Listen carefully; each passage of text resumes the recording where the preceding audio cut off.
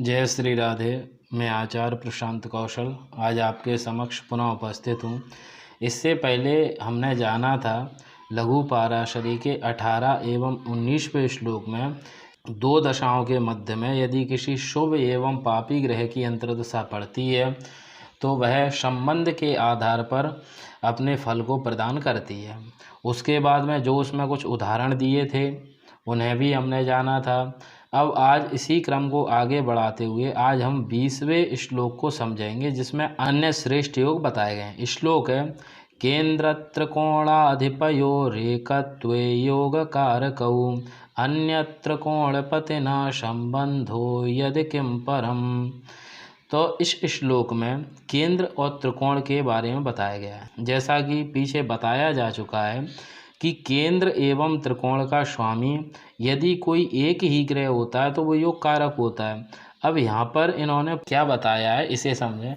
केंद्र एवं त्रिकोण का स्वामी होकर एक ही ग्रह योग कारक हो जाता है। अब श्रेष्ठ योग कारक कब माना जाएगा उसे?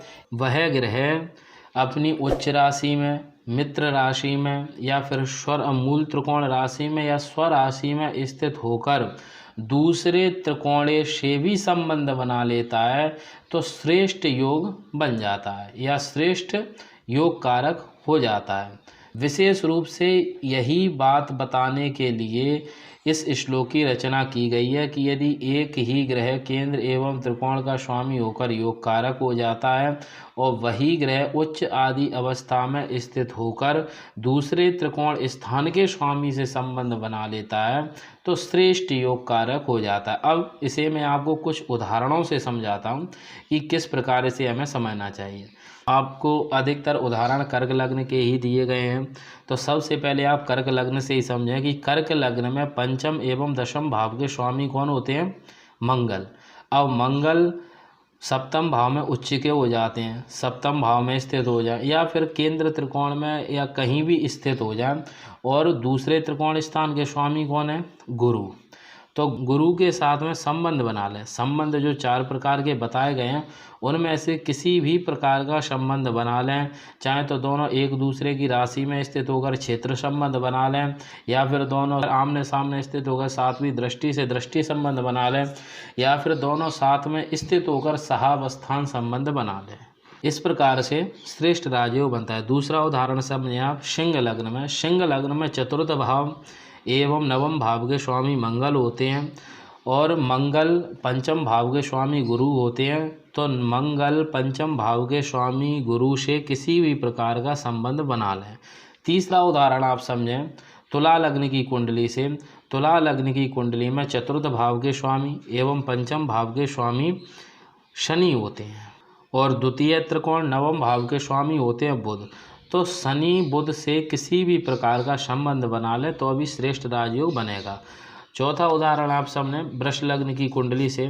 वृष लग्न की कुंडली में भी नवम भाव एवं दशम भाव के स्वामी शनि होते हैं और पंचम भाव के स्वामी बुध होते हैं। तो किसी भी प्रकार का पंचम भाव के स्वामी से शनि संबंध बना लेंगे तो श्रेष्ठ योग कारक हो जाएंगे। यही योग इस श्लोक में दर्शाया गया है। आप देखें यदि कर्क लग्न में मंगल सप्तम भाव में स्थित हो जाए। अब सप्तम भाव में मंगल की मकर राशि पड़ती है जिसमें उच्च के होकर स्थित हो जाते हैं और नवम भाव के स्वामी गुरु लग्न में स्थित हो जाए। लग्न में पड़ती है कर्क राशि, कर्क राशि में गुरु उच्च के हो जाते हैं। तो जब ये दोनों आपस में दृष्टि संबंध भी बना लेंगे, दोनों त्रिकोणेश का संबंध भी हो गया और साथ में शुभ एवं उच्च स्थानों में स्थित हो गए तो फिर प्रबल श्रेष्ठ राजयोग में किसी भी प्रकार की कोई कमी ही नहीं बची। अब यहाँ पर एक उदाहरण दिया गया है पूज्यपाद स्वामी करपात्री जी महाराज का। उनकी कुंडली है तो ये भी कर्क लग्न की कुंडली है। आप इसमें देखें कि कर्क लग्न के कुंडली में मंगल योग कारक होते हैं पंचम एवं दशम के स्वामी होकर और द्वितीय त्रिकोण यानी नवम भाव के स्वामी गुरु होते हैं। अब आप इनकी कुंडली को देखेंगे कि गुरु नवम भाव के स्वामी गुरु लग्न में उच्च राशि में स्थित हो गए यानी श्रेष्ठ योग कारक हो गए। और दूसरे त्रिकोण को देखेंगे आप तो दूसरे त्रिकोण स्थान के स्वामी षष्ठम भाव में स्थित हैं और षष्ठम भाव में स्थित होकर के अपनी अष्टम दृष्टि से मंगल गुरु को देख रहे हैं, लेकिन गुरु अपनी किसी भी प्रकार की दृष्टि से मंगल को नहीं देख रहे, लेकिन फिर भी इनकी कुंडली में अन्य कई योग हैं। इस कारण से इन्हें श्रेष्ठ फल आदि की प्राप्ति हुई। इस श्लोक में जो दर्शाया गया है इसे आप ध्यान से समझें एवं बिल्कुल स्पष्ट है। जो ग्रह केंद्र एवं त्रिकोण का स्वामी होकर योग कारक हो जाता है, यदि वही ग्रह दूसरे त्रिकोण के स्वामी से यदि संबंध स्थापित कर लेता है तो वह श्रेष्ठ योग कारक हो जाता है। इसी बात को यहाँ पर बताया गया है।